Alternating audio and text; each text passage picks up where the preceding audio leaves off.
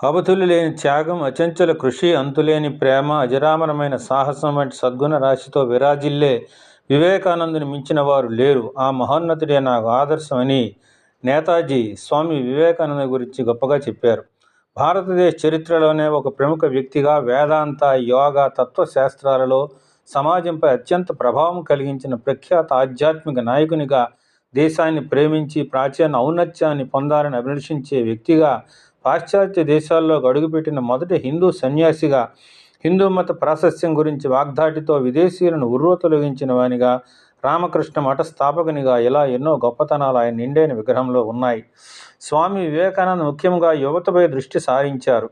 సాధించాలన్నా, శోధించాలన్నా ఆ వయసే ప్రధానం. వారిని ఉత్తేజపరిచే నినాదాలు ఇచ్చారు. దేశానికి వారసులు, నిర్మాతలు వారే అంటారు. ఇనుప కండరాలు, ఉక్కు నరాలు, వజ్ర సంకల్పం వంటి మనసున్న యువత ఈ దేశానికి కావాలి. ఇలాంటి వారు 100 మంది ఉంటే చాలు, ప్రపంచాన్ని మార్చేయవచ్చు అంటారు. మందలో ఒకరిగా ఉండకు, 100లో ఒకరిగా నిలవడానికి ప్రయత్నించు. ప్రయత్నం చేసి ఓడిపో, కానీ ప్రయత్నం చేయడంలో మాత్రం ఓడిపోకు. భయం విడనాడాలి. భయమే పెద్ద పాపం. మేకను బలిస్తారు కానీ పులిని కాదు. అలా ఉండాలి. నీ ముందు వెనక ఏముందో చూడకు, నీలో ఏముందో తెలుసుకో.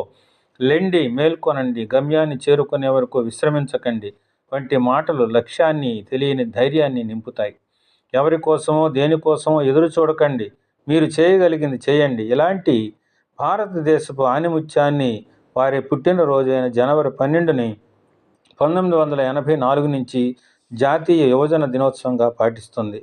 వారిని స్మరించడమే కాదు, వారు చెప్పిన మార్గం అనుసరించడమే ఆయనకు మనం ఇచ్చినటువంటి నిజమైన గౌరవం. గొప్పవారు ఎప్పుడూ కొద్ది కాలమే జీవిస్తారు, కానీ వారు చరిత్రను సృష్టిస్తారు.